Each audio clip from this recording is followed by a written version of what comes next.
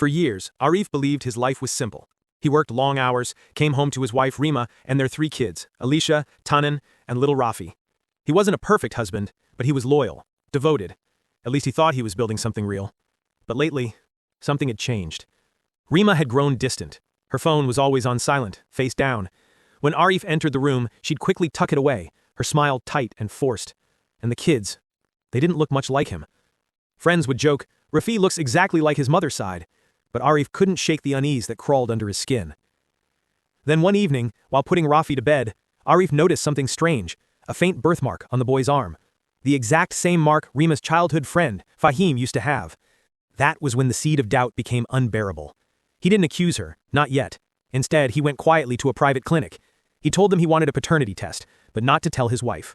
He collected DNA samples, a strand of his hair, a swab from the kids' toothbrushes. The lab said it would take a week. Those 7 days felt like 7 years.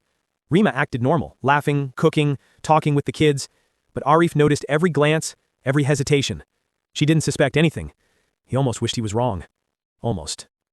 Finally, the call came. The envelope waited in his trembling hands. Inside 3 thin papers, each one colder than the next. Probability of paternity, 0%.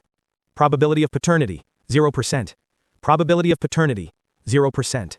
3 times. 3 children. None were his. The floor seemed to fall away from under him. His breath turned shallow, eyes burning as the truth crashed over him. Years of trust, effort, and love. Gone. That night he waited for her. When she came home, she saw the envelope on the table, her face drained of color before he even said a word.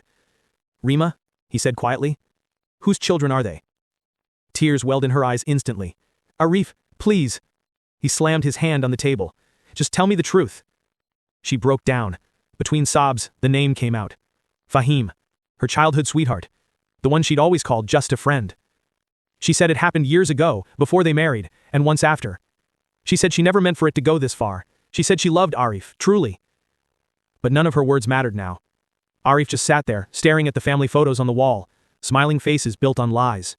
His chest felt hollow, his mind spinning with betrayal and disbelief. Outside, the world kept moving, neighbors chatting, dogs barking, life going on. But inside that small home, everything had stopped. Rima cried and begged for forgiveness. Arif said nothing. The truth was out. The damage was done. And the man who once trusted too easily had finally learned that sometimes the quietest suspicions can hold the loudest truths. If you want to watch the part 2 of this story, you can watch on our YouTube channel. Make sure to like and subscribe to get all our video first. Thank you for watching.